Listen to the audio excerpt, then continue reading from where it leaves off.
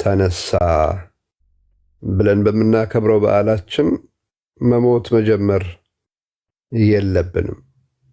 ስለዚህ የሌለው ጾም ነው፣ የሌለው ስግደት ነው፣ ምናልባት የሌለው ቀኖና ነው። ከዛ ውጭ ግን መጸለይ፣ ቃለ እግዚአብሔር መስማት፣ ከክፋት ከተንኮል መራቅ፣ ከኃጢአት መራቅ፣ እግዚአብሔር ደስ ከማይሰኝባቸው ነገሮች መሸሽ፣ እነዚህ ነገሮች ሁሌም ይኖራሉ። ፋሲካም መጣ፣ ፋሲካም ሄደ፣ አብይ ጾም አለፈ፣ ማንም መጣ፣ በዓለ ሃምሳም ኖረ አልኖረ ሁልጊዜ የሚኖሩ ህይወቶች ናቸው። አንደበትን መጠበቅ፣ የሚበላም የሚጠጣም ነገር እንኳን ቢኖር መጽሐፍ እንዳለ በመጠን ኑሩ ብሎ እንደነገረን ቅዱስ ጴጥሮስ በመጠን መመላለስ፣ የሚበላውም የሚጠጣውም ነገር በልክ ማድረግ፣ ትተነው የከረምነውን ነገር በዓለ ሃምሳ ነው ብለን የምንጨፍርበት ጊዜ እንዳይሆን ጥንቃቄ ማድረግ ያስፈልጋል። አንዳንድ ጊዜ የኛ የአጽዋጽም አይነት ወይም ደግሞ ስርዓትና የአፍሪካ ፖለቲካ አንድ አይነት ነገር ይመስላል። የአፍሪካ ፖለቲካ አንድ መሪ መጥቶ ገዝቶ እሱ ሲወርድና ሌላ መሪ ሲመጣ ከዜሮ ነው የሚጀምረው። ምንም እንኳን ደጋግ ነገር ቢኖረው ያለፈው መሪ እንዲታወስ የሚፈለግበት ሁኔታ አይኖርም። ስለዚህ ስም አጠራሩ ሳይቀር የሰራቸውን ስራዎች ሳይቀር አጥፍቶ እንደገና ከዜሮ ነው የምንጀምረው። ስለዚህ ሁልጊዜ ከዜሮ ስንጀምር ይሄው አለን እና የእኛም የክርስትና እንትናችን እንዲህ አይነት ቅኝት አለው። ጾም ሲመጣ በጣም የምንበረታ የምንተጋ ጠንካሮች የምንሆን፣ ጾም ሲቀር ደግሞ ወይም ደግሞ የበዓለ ሃምሳ ጊዜ ደግሞ ሲመጣ ጭራሽ ቤተክርስቲያን የማንሄድ፣ ጭራሽ ከቃል እግዚአብሔር የምንርቅ አይነት ነገሮች እንሆናለን እና መንፈሳዊነታችን ይቀዘቅዛል፣ ክርስትናችን ይቀዘቅዛል። ከዛ ተመልሶ እንደገና እንደ አዲስ መቼ ነው የሚገነባው? ጾመ ሐዋርያት ሲመጣ። ጾመ ሐዋርያት ሲመጣ ደግሞ እንደ አዲስ እንደገና ልምምድ ውስጥ እንገባለንና ይሄ በዓለ ሃምሳ ሰለቸኝ እንኳን ጾመ ሐዋርያት መጣልኝ ነው ብለን የምንለው። በቃ ሰለቸኝ የሚባል ነገር የለም። በአንድ ቀን ውስጥ 12 ሰዓት ቀን አለ፣ 12 ሰዓት ጨለማ አለ እንደምታውቁት። በወቅቶች ውስጥ ክረምት አለ፣ በጋ አለ። አይ ክረምቱ ይቅርብኝ በጋው ይሻለኛል አይባልም። አይ ሌሊቱን አልፈልግም ቀን ብቻ መኖር ይሻለኛልም አይባልም። የሚመጣውን በጸጋ ተቀብሎ አሳልፎ እንደ አመጣጡ ማለፍ መኖር ነው የሚጠበቅብን። ስለዚህ ክርስትና እየመረጡ ቡፌ ላይ እንዳለ ምግብ የምንኖረው ህይወት አይደለም። ስለዚህ ሰው ይማራል፣ የተማረውን ይኖራል። ትምህርት ሳይሆን ክርስትና ኑሮ መሆኑን፣ መንፈሳዊነት ኑሮ መሆኑን ማወቅ አለብንና ኑሮ ደግሞ ከሆነ ሁልጊዜም እንኖረዋለን። ምንም እሑድም መጣ፣ ሰኞም መጣ፣ በዓለ ሃምሳም መጣ፣ አብይ ጾም መጣ፣ አንድ አይነት ማንነት። አሁን ያቃተን ይሄ ስለሆነ አንድ አይነት ህይወት ሊኖረን ይገባል። እንግዲህ በበዓለ ሃምሳ ለምንድነው የማይጾመው ለምንድነው የማይሰገደው ሲባል እኛ ጾመን ሰግደን ከምናገኘው ነገር ይልቅ ከበዓለ ሃምሳው ከትንሣኤው የምናገኘው በረከት ስለሚበልጥ ነው። የምንሰግደው ለጥቅም ነው፣ የምንጾመው ለጥቅም ነው እንደምታውቁት። ነገር ግን የተደረገልን ነገር ክርስቶስ በመስቀል ላይ ተሰቅሎ 3 መዓልት 3 ሌሊት መግነዝ ፍቱልኝ መቃብር ክፈቱልኝ ሳይል ለሙታን በኩር ሆኖ የተነሳበት ነገር የኛ አንዳች ነገር የለውም፣ የኛ ነገር የለውም። ምክንያቱም እንዲሁ በጸጋ በስጦታ የሰጠን ስለሆነ። ስለዚህ ያንን የምናስታውስባቸው 50 ቀናት ናቸው ያሉን። እኛ አንጾምም አንሰግድም ብለን የምንለው ከነዚህ ነገሮች ተነስተን። ስለዚህ እያንዳንዳችን ይህችን የደስታ ቀናችንም 50 ቀናችንም በስነ ስርዓት መጽሐፍ እንደሚል ሁሉ በአግባብ ሁሉ በስርዓት ይሁን ብሎ ቅዱስ ጳውሎስ በቆሮንቶስ አንደኛ ቆሮንቶስ 14:40 ላይ እንደነገረን በአገባብ በስርዓት ሆኖ መመላለስ ለሁሉም ነገር ልክ አለው። የት መሄድ፣ ከነማን ጋር መዋል፣ የት መታየት እንዳለብን ጠንቅቀን ልንረዳ ይገባል ልጆቻችን። ምክንያቱም ትንሣኤው ትልቅ ነገር ነው ያጎናጸፈን። የኛ ችሎታ፣ የኛ እውቀት፣ የኛ ጥበብ፣ የኛ ገንዘብ፣ የኛ ጉልበት የሌለበት እንዲሁ ስለወደደን ብቻ አምላካችን ያደረገልን ነገር ነውና ይህንን በ50ው ቀን እንደመምበታለን። የዚህ 50ው ቀን ጉዞ ድንቅ መሆኑን የምታውቁት በየሳምንቱ አባቶቻችን የሚነግሩን ታሪክ የሚያስተምሩን ትምህርት አለና እነሱን ነገሮች በመስማት መደመም መመሰጥ ያስፈልጋል። ኃጢአት ነው ልጆቻችን። እንደምታውቁት ከቃሉ ስንነሳ ኃጢአት ማጣት ነው። ከሁሉ በላይ የሚያሳጣው ደግሞ እግዚአብሔርን ነው። ስለዚህ ሰው እግዚአብሔርን አጥቶ ሊኖር ስለማይገባው በማንኛውም ሰዓት በማንኛውም ጊዜ ከእግዚአብሔር ጋር መሆን አለበት። ድምፁን መስማት አለበት። የሚያጸናውን የሚያጽናናውን የእግዚአብሔርን ቃል ማዳመጥ አለበት እና የእረፍት ጊዜ እንዳይመስለን ለማለት ነው። የኔ ቢጤ ደካማ የሆነው ሰው ከጾሞች ሁሉ ጾም የቱን ትወዳለህ ሲባል 50 ብላ 50 ጾም የሚለውን ነው ብሏልና 55 ቀን ስለጾምን 50 ቀን ደግሞ እንደፈለግን እንድንሆን ማካካሻ አይደለም የተሰጠን። ልጆቻችን የተሰጠን በስርዓት ሆነን የትንሣኤውን በረከት እያጣጣምን በልክ እያመሰገንን ተነስቷል፣ በመቃብር የለም እያልን ከሙታን መካከል ተነስቷል፣ እንደተናገረ ተነስቷል እያልን የትንቢት ቃሎችንም የአሁን ቃሎችንም እያነሳን ከትንሣኤው ያገኘናቸውን በረከቶች እያስታወስን እየዘመርን ቃሉን እየሰማን እንድናሳልፍ ነው እግዚአብሔር የሚፈልገው። ስለዚህ በዚህ መልኩ በዓለ ሃምሳን ማሳለፍ ይጠበቅብናል። እኔ ሁሌም ነው አደራ የምለው። ዲያቆን ሄኖክ ኃይሌ ይመስለኛል አጭር ግጥም አለችው። ጾም ጸሎቱ ስግደቱ ተረሳ፣ እኛ መሞት ጀመርን አንተ ስትነሳ የምትል ግጥም አለችውና በጣም ገላጭ ብዙ የምታስተምር ሁለት ስንኝ የሆነች ግጥም ነችና እውነት ነው። ጾም ስግደት እንደዚህ ሲረሳ ተነሳ ብለን በምናከብረው በዓላችን የትንሣኤ በዓላችን መሞት መጀመር የለብንም። ይሄ በጣም የሚጋጭ ስለሆነ ልጆቻችን እና ከቃለ እግዚአብሔር አትራቁ፣ ከጸሎት አትራቁ፣ ከእግዚአብሔር ጋር ሁልጊዜም ህብረት መፍጠራችሁን አታቁሙ።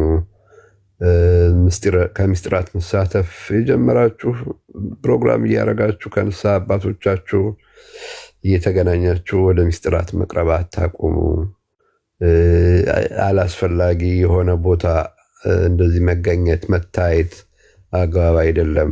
ክርስቲያን ነው። የት መዋል፣ ምን መናገር፣ ከነማን ጋር ህብረት መፍጠር እንዳለበት ጠንቅቆ ማወቅ አለብንና ይህንን ሳንረሳ ሁላችንም በአገባብ በስርዓት ሆኖ መመላለስ የበዓለ ሃምሳን በረከት እያጣጣሙ መኖር ከሁላችን ይጠበቃል ለማለት ነው። ካበዛው ይቅርታ እንግዲህ ልጆቻችን ክርስቶፎሮስ እና አደራ ለማለት ነው።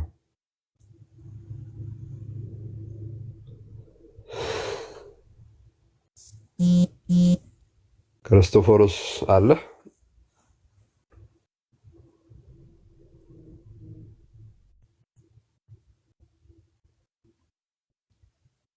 ይሰማችኋል ልጆች?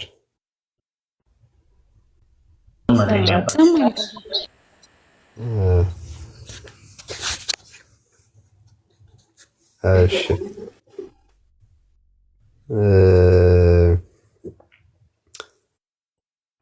ግልጽ ነው ያልኩት ነገር እስቲ ገስት ላይ ያላችሁት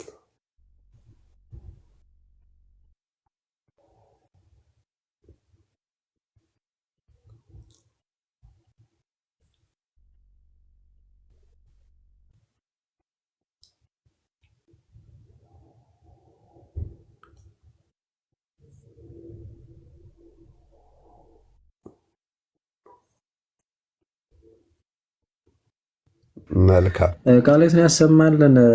መጋቤ ሃይማኖት ቀሲስ ከስር ምናልባት ጥያቄ ነገር አንድ ተጽፋ ነበረ፣ አይተውታል ሊሆን? መጋቤ ሃይማኖት አላየሁትም። በባለ ሀምሳ እንዴት ነው እንሰግዳለን ወይስ አንሰግድም የሚል አይነት ጥያቄ ጠይቃ ነበረ እና ከዚህ ከንስሐም ጋር ተያይዞ አንዳንዶቹ ይጠይቃሉ። እስቲ በዛ ይሩበት፣ ንስሐ እንገባለን ወይስ አንገባም፣ ምንድነው የምናደርገው? እንደዚህ አይነት ጥያቄዎች ያነሳሉ። እንግዲህ በዓለ ሃምሳ ላይ ቀኖና አይሰጥም። ምናልባት ሰምቶ መክሮ ማረጋጋት ይቻል ይሆናል። የልጆቻችንን ለምሳሌ የሚያስጨንቅ በጣም ካህን ማውራት የሚያስፈልግ ሲሆን ማውራት መነጋገር ይቻላል፣ ያለ ቀኖና ማለት ነው። ምክንያቱም ቀኖናው ጾምም ስግደትም ምንም ስለሚኖረው እሱ አይኖረውም። ነገር ግን ምክር ለመስጠት፣ ለማጽናናት፣ ለማበርታት፣ ለማትጋት ያህል ከካህናት ጋር መገናኘት ይቻላል። ግን ስግደት፣ ጾም፣ እነዚህ ነገሮች በበዓለ ሃምሳ የሉም። የሌሉበትም ቅድም እንዳልኩት የተሰጠን ነፃ የወጣንበት ሂደት የእኛ ድርሻ የእኛ ሱታፌ የሌለበት ነው። አምላካችን ሲሰቀል ጠላቶች ሆነን ሳለን ነው ለእኛ የተሰቀለው። ነገር ግን ለእኛ ያለውን ፍቅር ያስረዳል እንደሚል መጽሐፍ፣ እንዲሁ ስለወደደን ያደረገልን ስለሆነ እኛ ጾመን ሰግደን ከምናገኘው ይልቅ ከዚህ ከበዓለ ሃምሳ የምናገኘው በረከት ይበልጣል። በዚህ መሰረት አይሰገድም። በዚህ መሰረት ጾም የለም። ረቡዕ፣ ዓርብ ሁሉ አይጾምም። እንደምታውቁት ሁሉ ነገር በልክ ሆኖ የምንኖርበት ህይወት ነው። ስለዚህ ምንን ነው የሚያስታውሰን ይሄ ጊዜ ማለት ነው? አምላካችን የሰራልንን ያደረገልንን ነገር እንድናስታውስ እንድናጣጥም ያደረገን ነው። ስደት ላይ ሆኖ ንስሐ መግባት ይቻላል ወይ? አዎ ንስሐ መግባት ይቻላል። እንደምታውቁት የንስሐ አባትና የንስሐ ልጆች ግንኙነት ተመራጩ ነገር በአካል መገናኘት ኢን ፐርሰን ነው። ካህን ባለበት ምዕመናን በተመቻቸው ሰዓት ሲሆን ምንም ችግር የለውም። ተመራጩ እሱ ነው። ልጆች በአካል ተገኝተው በቤተ ክርስቲያን ተገኝተው ኑዛዜ አድርገው ቀኖናቸውን ተቀብለው እንዲሄዱ ነው የሚመከረው። ግን ስደት ላይ በተለይ አረብ ሀገራት አካባቢ ቤተክርስቲያን ካለመኖሩ አንዳንዴም ቢኖር ደግሞ መውጣት ካለመቻል ጋር ተያይዞ ሰዎች ጥፋታቸውን፣ ሸክማቸውን ማራገፍ ከፈለጉ ካህናት ጋር ማግኘት፣ ካህን ጋር ደውለው ንስሐ መግባት ይችላሉ። በሚችሉት ደግሞ ቀኖናቸውን የሚሰጣቸውን መፈጸም ይችላሉ። ይህ በችግር ጊዜ የሚሆን ነው። በኢትዮጵያ ቤተክርስቲያን በአንድ ቅዳሴ ላይ ለምሳሌ መገኘት ያለበት ልዑክ ቢያንስ 5 ነው። 2 ካህን፣ 3 ዲያቆናት ሆነው ይገኛሉ። ነገር ግን ወደ ዳር አካባቢ ስትሄዱ 5 ልዑክ ማግኘት ከባድ፣ በጣም የሚያስቸግሩባቸው ስፍራዎች አሉ። ስለዚህ እንደዚህ አይነት ስፍራዎች ሲሆኑ በሁለትም በሶስትም የሚቀደስባቸው ስፍራዎች አሉ። ከሀገር ውጭም እንደዚሁ ካህን አንድ ካህን፣ ሁለት ካህን፣ አንድ ካህን፣ አንድ ዲያቆን እንደዚህ ያሉባቸው አካባቢዎች አሉ።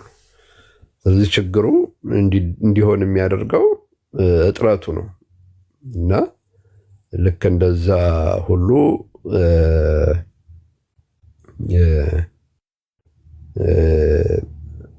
ርቀት ላይ ያሉ ልጆች ከንስሐ አባታቸው ጋር ተደዋውለው ንስሐ መግባት ይችላሉ።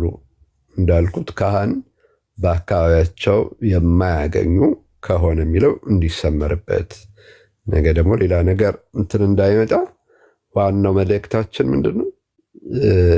ካህናት በአካባቢ በቅርበት ማግኘት ካልተቻለ በርቀትም ቢሆን ንስሐ አባት ይዞ መነጋገር ይቻላል።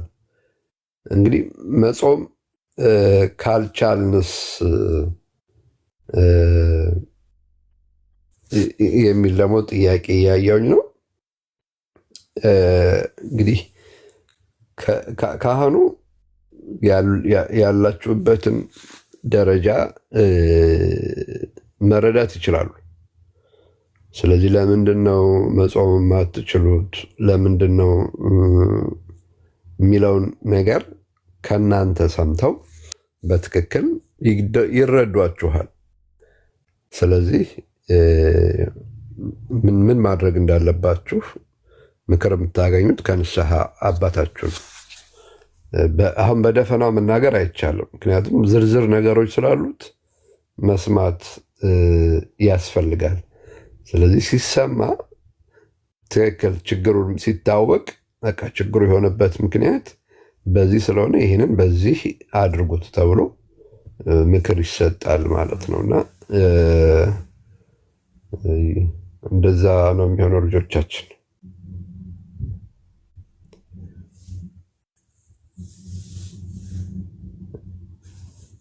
ክርስቶፎሮስ ያው ነው እንግዲህ። እሺ አባታችን ቃለ ሕይወት ያሰማልን፣ መንግስታትን ያውርስልን። ምናልባት ቀሲስ ጥበቡ የሚጨምሩት ነገር ካሉ አለኝ። ለአባታችን ለመጋቤ ሃይማኖት ቀሲስ ቴዎድሮስ ቃለ ሕይወት ያሰማልን። የኔ አባት እድሜ ከጤና ጋር ይስጥልን። ምንም የሚጨምር ነገር የለም። ምናልባት ነው ሀሳብ ጥቂት እንደው እንድል ካልሆነ በስተቀር የሚጨምርበት ነገር ምንም ነገር የለም። ያው በዚህ በባለ 50 ቀኖና ቤተክርስቲያን የሚሰጥ አይደለም ማለት ቀኖና ቤተክርስቲያን የሚሰጥ አይደለም ማለት ስግደትና በዋናነት ያው በዚህ በእንትን ጊዜ ያሉት 4 ነገሮች አይደሉም። ሰው ንስሐ ሲገባ 4 ነገሮች ይኖሩታል። ጾም፣ ጸሎትና ስግደት፣ ምጽዋት ይኖራል። ጾም፣ ጸሎት፣ ስግደት፣ ምጽዋት ማለት ነው። ስለዚህ ምናልባት አንድ ሰው የዕለት ኃጢአቱን እንግዲህ የሰራውን በሐልዮ በነቢብ በገቢር የሰራውን ኃጢአት ወደ አበነፍሱ ወይም ንስሐ አባቱ ቀርቦ መነጋገር ይችላል። ንስሐ መግባት ይቻላል ማለት ነው። ባጭሩ ንስሐ መግባት ይቻላል። ቅድም አባታችን እንዳሉት ግን ንስሐ በገባ ጊዜ ደግሞ ጾምና ስግደት ላይሰጠው ይችላል። ነገር ግን ምንድነው ምጽዋት ሊሆን ይችላል። 2 ወይም በአንድ ሱባኤ ልክ እንኳን ቢሰጠው ለምሳሌ እንደው ለነዳያን መጽውት ቢለው ለነፍሱ ዋጋ እንዲሆነው እንዲመላለስ 7 ቀን ቢያዘው 7ቷን ቀን እየተመላለሰ ለነዳያን እንዲሰጥ ሊያደርገው ይችላል። መመላለሱ በራሱ እንደ ቀኖና ስለሚቆጠርለት ማለት ነው እና ስለዚህ በዚህ ጊዜ ንስሐ መግባት ይቻላል። አበነፍስን ወደ ንስሐ አባት መቅረብ ንስሐ አባት ጋር ለመቅረብ በነገራችን ላይ ጊዜ ያስፈልገው።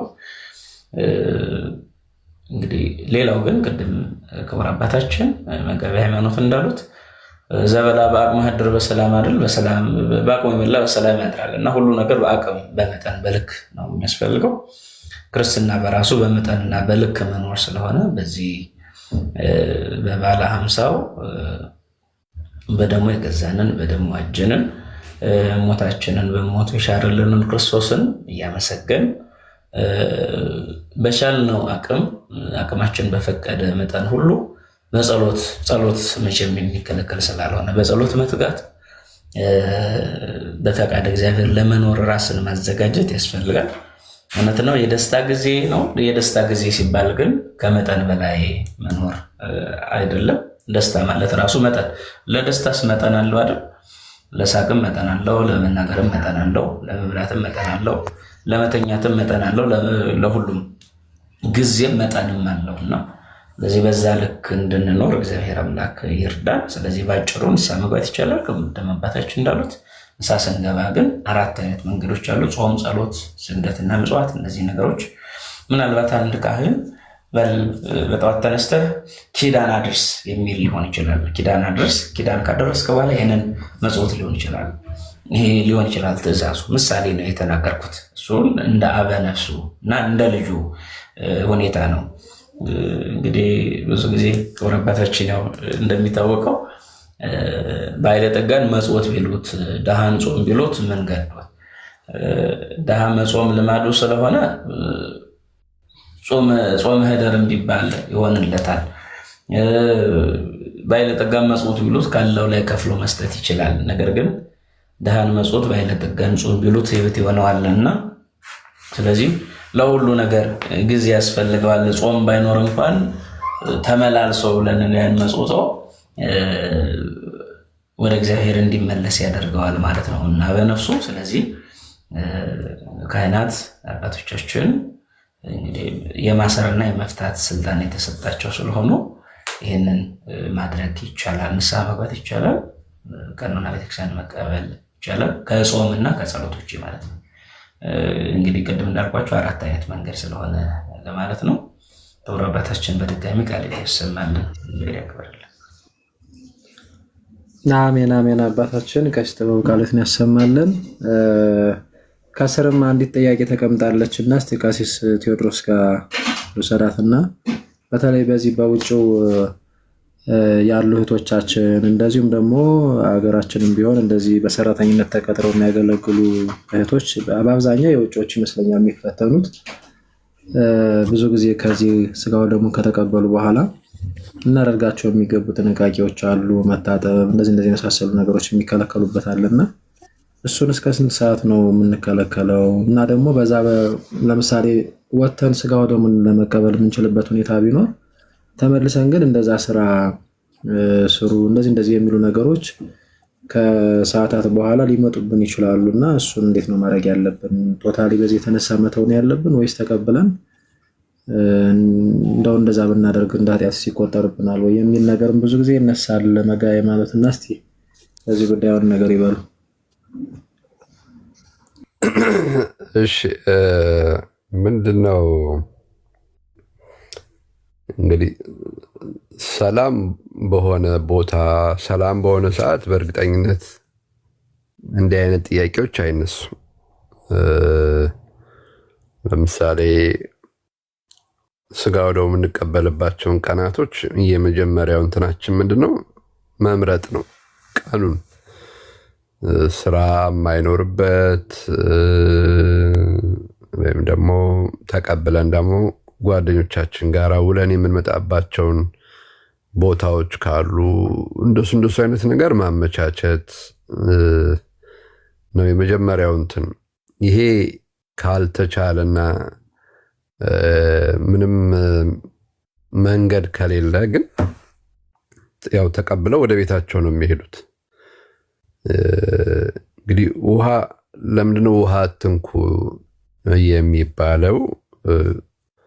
የተቀበለ ሰው ሁለንተናው ንጹህ ነው ተብሎ ስለሚታሰብ ስጋው ደሙን የተቀበለ ሰው ስለነገረን ቃል ስለተቀበልነው ስጋና ደም ሁለንተናችን ንጹህ ስለሆነ ውሃ መንካት አያስፈልገንም ብለን ነው ውሃ የማንነካው እንጂ ውሃ ብንነካ የተቀበልነው ስጋ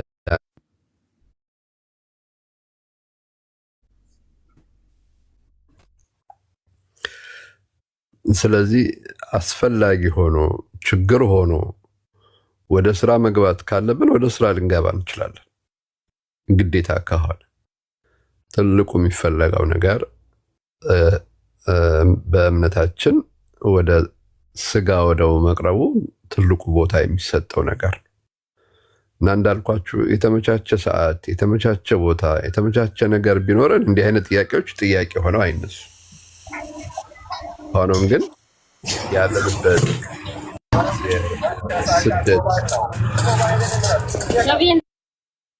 የስደት አገር በመሆኑ የተነሳ ወደ ስራ የሚችሉበት አጋጣሚ አለ። ወደዛ እንደዛ አይነት ነገሮች ካሉ ምንም ወደኋላ ሳንል ስራችንን መስራት እንችላለን። ግን አውቀን የምናደርገው ነገር ግን አይደለም። እንዳልኳችሁ የሚቻሉባቸው ሚንሶችን መፈለግ ያስፈልጋል። ለምሳሌ ቅድም እንዳልኩት አንዳንዶቹ ተቀብለው እዛው ቤተክርስቲያን አካባቢ ይቆያሉ። ፈቃዳችሁ ምን ያህል ይሁን እንዴት ይሁን አይታወቅም። ግን ተቀብለው ቤተክርስቲያን ውለው ወደ ማታ ላይ ወደ ቤት ይገባሉ። ከዛ በኋላ ስራቸውን መቀጠል ይችላሉ። ግን የትም መሄጃ ከሌለና ወደ ቤት መሄድ ካለባቸው ሄደው ስራ እንኳን ቢያሰሯቸው መስራት አለባቸው። የሚፈለገው ልጆቻችን ለስጋ ወደው መብቃቱ ነው ትልቁ ፓርት። ያ ደግሞ የምንቀበለው ስጋ እና ደም ከሰውነታችን ጋር የሚዋሃድ፣ ስለዚህ በእኛ ውሃ በመንካት የሚቀር የሚፈርስ ወይም ደግሞ የሚረክስ ነገር እንደሌለው ማወቅ መረዳት ያስፈልጋል። ውሃ የማነካው ለክብሩ ነው። ቁጭ ብለን የምናከብረው ለክብሩ ነው። ነጫች ልብሳችንን ለብሰን እንደለበስን የምንውለው ለክብሩ ነው እና እንደዚህ አይነት ነገሮችን መጠንቀቅ ያስፈልጋል። ያልገባችሁ ጥያቄ ሲኖር እንዳልኳችሁ እንዲህ አይነት ችግሮች የሚሆን ማንኛውም በስጋው ደግሞ ዙሪያ ምንም ነገር ከማድረጋችሁ በፊት አባቶቻችሁን ጠይቁ፣ አባቶቻችሁን አማክሩ። እንዲህ አይነት ችግር ገጥሞኛል እንዴት ላድርገው በሏቸው፣ መንገዱን ያሳዩአችኋል።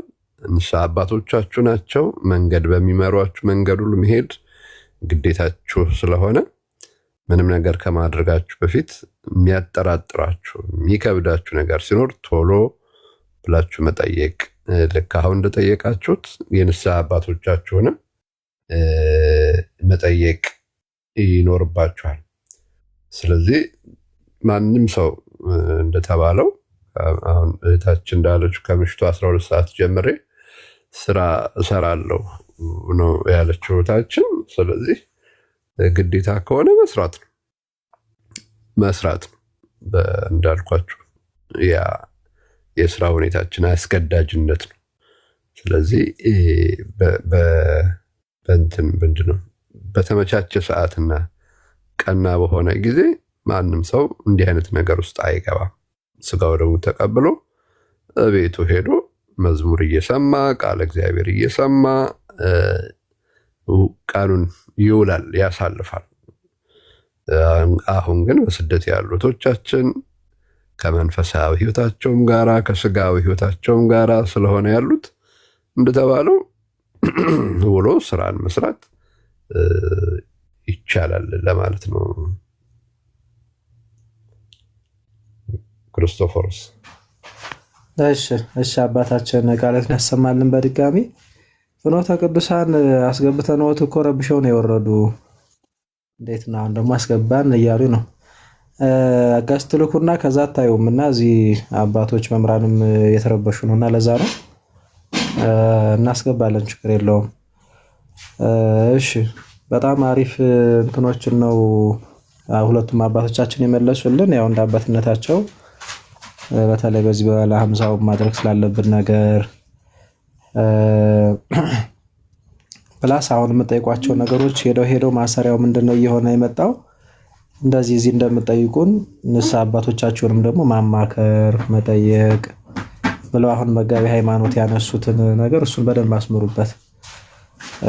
ንስሐ አባቶቻችሁ ከቅርብ ርቀት እዛው እናንተ ጋር ያሉ ናቸውና በተለያየ መንገድ በተለይ በውጭውም አሁን ያላችሁ ድንገት በስልክም ከሆነ የምታገኟቸው በቮይስም በቴክስትም እንደዚሁም ቀጥታም በመደወልም እንዲህ አይነቱን ነገር ማማከር ትችላላችሁ እና ሲያዩት ይመልሱላችኋል።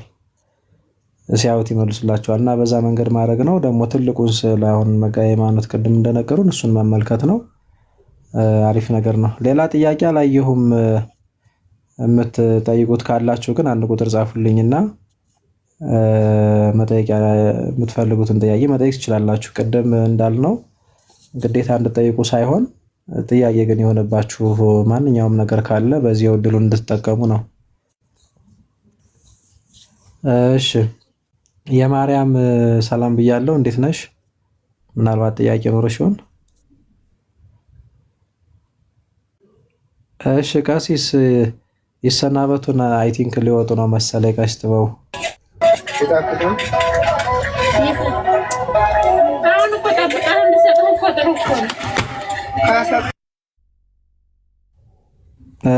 ፍኖተ ቅዱሳን አሁንም እየረበሹ ነው።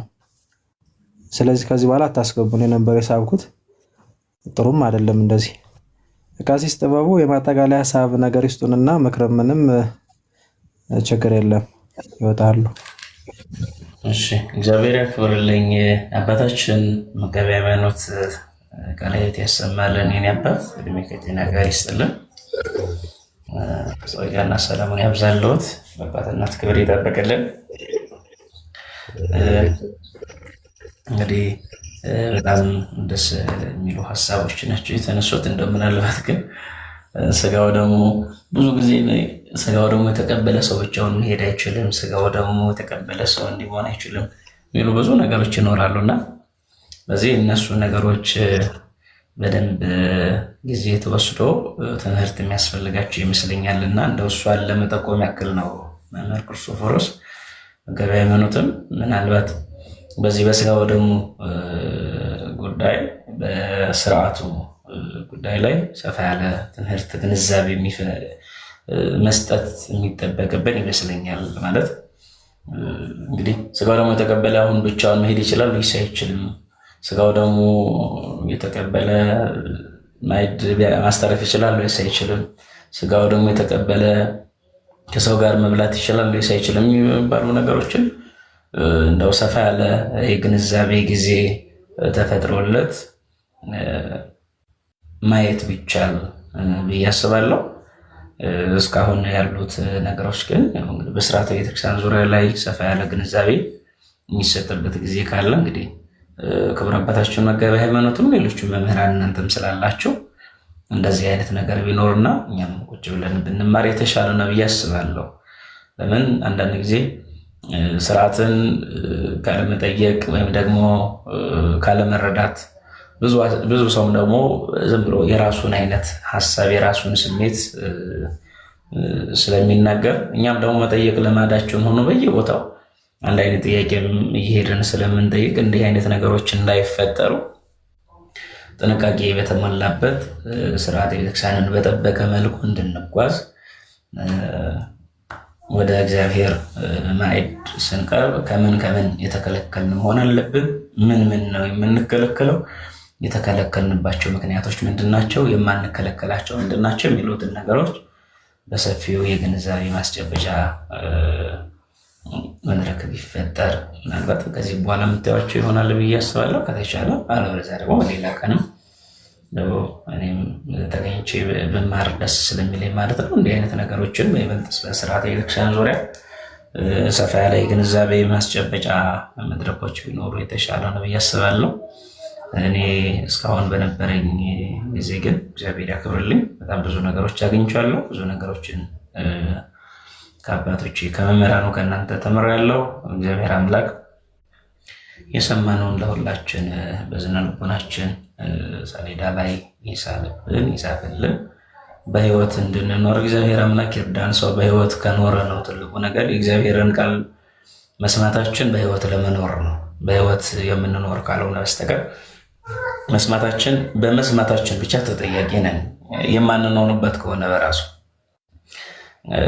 ለዚህ ነው መጻሕፍትን መምህራንን እግዚአብሔር የሰጠን አንብበን የገባንን እንድንረዳ ያልገባንን ደግሞ መምህራንን እንድንጠይቅ እግዚአብሔር ሰጥቶናል። ጊዜ የተመቻቸ ነው። አልሰማሁም እንኳን እንዳንል እንግዲህ በዓለም ሁሉ ይሰበካል አይደል የተባለው። በማይመቹ ስፍራ ላይ ይሄ ፕላትፎርም እንኳን መጥቶ በዚህ ፕላትፎርም እንዲህ አይነትን ቃል እግዚአብሔርን እንድንሰማ እግዚአብሔር ፈቅዶልናል ማለት ነው። ስለዚህ እድል ፈንታው ጽዋ ተርታው ከኛ ጋር እንዲሆን የእግዚአብሔር ልጆች እንድንሆን ልጆቹ እንድንባል እግዚአብሔር ጊዜ ሰጥቶናል። እግዚአብሔር ጊዜ ከሰጠን እግዚአብሔር በጎ ነገርን ከሰጠን መማር ከኛ ይጠበቃል። የሰማነውን ደግሞ መተግበር ከኛ ይጠበቃል ማለት ነው። ክርስቲያን ጊዜ የሰማውን የሚተገብር የሰማውን የሚፈጽም የሚያደርግ መሆን አለበት። የሰማውን ሲባል ግን መቼም ክርስትና መለየት ያስፈልጋል። መርቱን ከገለባ ወይም ግርዱን ከመልካሙ ስንዴ መለየት፣ እንክርዳዱን ከስንዴው መለየት ያስፈልጋል። ይሄ ማለት ክፉ ሀሳብን ትተን በቅን ልቦና በትህትና ከምንም በላይ ትህትና ያለው ክርስትና ሊኖረን ይገባል። ትህትና ካለን፣ በጎነት ካለን፣ መልካምነት ካለን፣ ቅንነት ካለን፣ የዋህነት ካለን ራሱ ክርስቶስ የነገረን ኩኑ ጠቢባነ ከመ አርዌ ምድር ወየዋሃነ ከመ ርግብ፣ እንደ እባብ ልባሞች እንደ ርግብም የዋሆች ሁኑ ብሎናል። ስለዚህ ብልሆች መሆን ያስፈልጋል። በብልሃት መጓዝ ነው። እንደ ርግብ የዋህ ሁኑ ተብለናል። ሀዳጋያነ በቀል መሆን አለብን። እግዚአብሔር አምላካችንን አቤቱ የበደሉንን ይቅር እንደምንል አንተ ይቅር በለን ስንል የበደሉንን ሰዎች ይቅርታ ሳንጠይቅ ለበደሉን ሰዎች ይቅርታ ሳናደርግላቸው የበደልናቸውንም ይቅርታ ሳንጠይቅ ከሆነ ውሸት ይሆንብናል ጸሎታችን እና ምንድነው በልቡ ቂም ያለበት ሰው ጸሎቱ ወደ እግዚአብሔር ሊደርስለት አይችልም ማለት በልቡ ቂም የያዘ ብሂሉም ራሱ ቂም ይዞ ጸሎት ሳል ይዞ ስርቆት የለም ነውና ስለዚህ በእንዲህ አይነት በበጎ ነገር መጓዝ ያስፈልጋልና ከምንም በላይ ደግሜ ማለት እንፈልገው የመጨረሻ ሐሳብ በምክረ ካህን በፈቃድ እግዚአብሔር እንጓዝ። ራሳችንን ወደ እግዚአብሔር እናቅርብ። ወደ ንስሐ አባቶቻችን እንቅረብ። ንስሐ እንግባ። ንስሐ ገብተን ደግሞ ንስሐ ገብቻለሁ ብሎ ብቻ ዝም ብሎ መኖር ሳይሆን በሚመች ስፍራ በማይመች ስፍራ ላይ ሆኖ እንኳን ሰው ወደ እግዚአብሔር ይቀርባል። በሚመች ስፍራ ላይ ሆነን ግን ስጋ ወደሙ ሳንቀበል እንደው በመፍራት ቆይ ጊዜ ገና ነው በሚል ጊዜ የምናሳልፍ ብዙዎች ያለንና እግዚአብሔርን መልበስ ያስፈልጋል። እግዚአብሔር ጦር ዕቃችን ነው። ከጠላት ኃይል የምንድንበት ሰላም የምናገኝበት ነው ስጋው ደግሞ። ስለዚህ ክርስቶስን መያዝ ያስፈልጋል። ይችን የመጨረሻ ሐሳብ እንደው የተሰማኝን ያየኋትን ለመናገር ያክል ነው። እግዚአብሔር ያክብርልኝ። እግዚአብሔር ይስጥልኝ። መምህር ክርስቶፎሮስ ላይከ ወንጌል መምህር ዛማኑኤል እግዚአብሔር አምላክ እናንተን የሚጠብቃቸው። ክቡር አባታችን መጋቤ ሃይማኖት ቀሲስ ቴዎድሮስ ቡራኪሆ በረከተው ትድረሰኝ።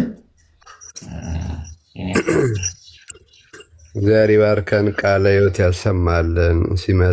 ሲመተ ዲው ለቅዱስ ጴጥሮስ ሊቀ ሐዋርያት በቅዱስ ጴጥሮስ ስልጣነ ክህነት በረከትን ያደልልን። መልካም ምሽት ይሁንልዎት አባታችን። አሜን አሜን አሜን። ይነበር እሺ አባታችን እናመሰግናለን። አይጥፉ እንደዚህ ብቅ እያሉ ያስተምሩን ይምከሩን። ሌላ ጊዜም እስቲ መጋ ሃይማኖትንም ጨምረን በተለይ በዚህ በኦርቶዶክሳዊ መንፈሳዊነት እና በዚህ በንስሐ ዙሪያ ላይ ፕላስ ይሄ ከጭንቀትም ከምንም ጋር ተያይዞ በጣም ያልተዳሰሱ ብዙ ርዕሰ ጉዳዮች አሉ። በእርግጥ እዚህ ያላችሁ በዲያቆን ላይከ ወንጌል ዲያቆን ዛማኑኤል ቤት በተለይ ከዚህ ከስትረስ ከጭንቀት ጋር ተያይዞ በቅርብ የሚጀምር መርሃ ግብር አለ። በኋላም እሳቸው ካሉ ይነግሯቸዋል። እሱንም እናስኬዳለን። እዚህም እንደዛም ያልተዳሰሱ ርዕሰ ጉዳዮችንም የምንሄድባቸው ሁኔታዎችም ይኖራሉና በተለይ አባቶቻችን እንደዚህ ከደከማችሁ ላይ ቀር በእነዚህ ርዕሰ ጉዳዮች ላይም እናንተ ስትናገሩ ስታስተምሩ አቅጣጫ ስታሳዩ ይሻላልና እርሶም እንዳይጠፉብን አባታችን ጋሽ ጥበቡ። ለዛሬ ግን ስላገለገሉን እጅግ በጣም ነው የምናመሰግነው አባታችን። አሜን። እግዚአብሔር ያክብርልኝ። ዘማሪት ፍቅርተ ሁላችሁም እዚህ ውስጥ ያላችሁ ሰላም ክርስቶስ ይብዛላችሁ። እግዚአብሔር ያክብርልኝ፣ ክብር ይስጥልኝ ብያለሁ። ሰላም ምሽት፣ ሰላም ቀን ይሆንላችሁ። አሜን አሜን አባታችን። እሺ ሌላ የጻፋችሁት አለ እንዴ? ዘማሪት ፍቅርተ አንድ መዝሙር ዘምሪልንና ከዛ ቀጥታ ወደ እንመለሳለን ማለት ነው። አንዳንድ ነገሮችን እያነሳን እንደዛ እናደርጋለን።